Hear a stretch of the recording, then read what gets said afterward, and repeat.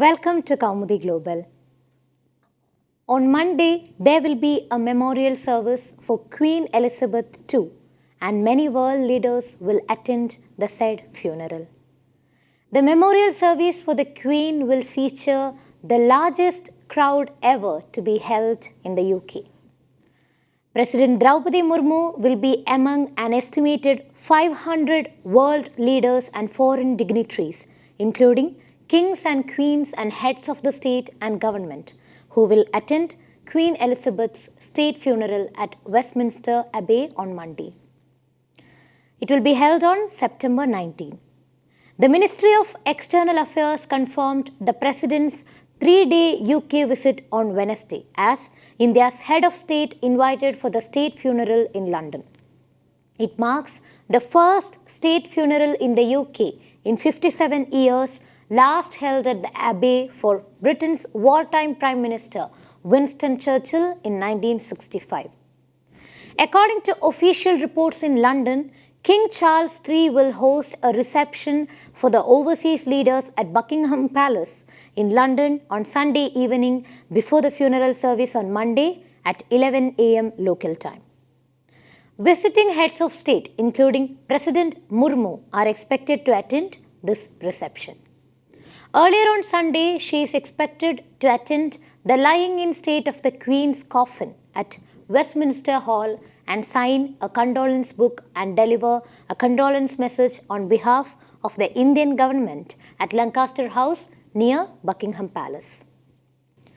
After the funeral service on Monday, the Queen's coffin will be taken in procession from Westminster Abbey to St. George Chapel at Windsor Castle. A reception in Windsor is likely to include the visiting heads of state from Commonwealth nations as well as key UK allies. A second reception will take place at Church House within the Abbey grounds in London for other visiting dignitaries, including senior government ministers and diplomats. Meanwhile, the ongoing Russia-Ukraine conflict has had a dominating influence on what is one of the UK's most significant diplomatic events in the recent history. According to UK media reports, Russia, Belarus and Myanmar have not been extended an invitation to the state funeral. Myanmar, which has also supported Moscow, is not on the invite list as the UK has not had formal diplomatic relations with the Southeast Asian country since a military coup removed Aung San Suu Kyi's government last year.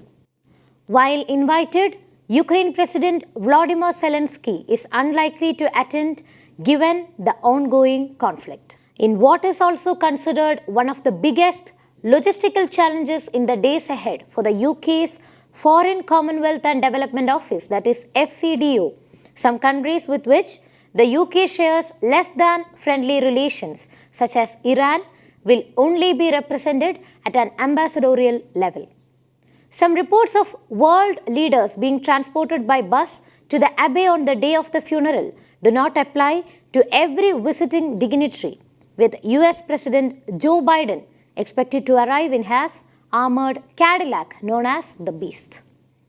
Many of the other world leaders will also use their own vehicles, with invitees being requested to be flexible in order to avoid gridlock in the heart of London on the day of Queen's funeral. Besides Biden, world leaders who have confirmed their attendance so far include Prime Ministers of New Zealand, Canada and Australia, President Ramaphosa of South Africa and President Steinmeier of Germany. Monarchs expected to attend include King Philip and Queen Mathilde of Belgium, King Carl XVI Gustaf and Queen Sylvia of Sweden, King Willem-Alexander and Queen Maxima of the Netherlands, and King Philippe and Queen Letizia of Spain is also in the list. BBC One and BBC News will broadcast the Queen's funeral live. The statement added in the 70 years of the reign of Queen Elizabeth II, India-UK ties have evolved, flourished and strengthened immensely. She played an important role in the welfare of millions of people worldwide as head of the Commonwealth. The British Queen breathed her last at Balmoral Castle in Scotland on September 8. The death of the 96-year-old Queen ended a generation-spanning 7-decade reign that made her a beacon of stability in a tumultuous world. The UK has entered a period of official mourning, with tributes pouring in worldwide. King Charles III was proclaimed as the new monarch of England on Saturday after his mother, Queen Elizabeth, passed away on September 8. Moreover, the national anthem of Britain will now again shift back to God Save the King after the Queen's demise. UK authorities had devised Operation London Bridge to manage events during the first 10 days between the Queen's death and the funeral. They had thought of Operation Unicorn in case of the Queen died in Scotland. The funeral will be held at Westminster Abbey on September 19, and there will be a committal service in St. George's Chapel at Windsor Castle. Thereafter, Queen Elizabeth II will be buried in the castle's King George VI Memorial Chapel. The Queen was born on April 21, 1926 at 17 Bruton Street in Mayfair, London.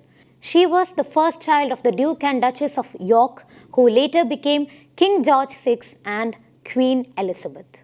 I'm Shreya signing off. If you liked the video, please subscribe our channel and hit the bell icon to get the latest updates.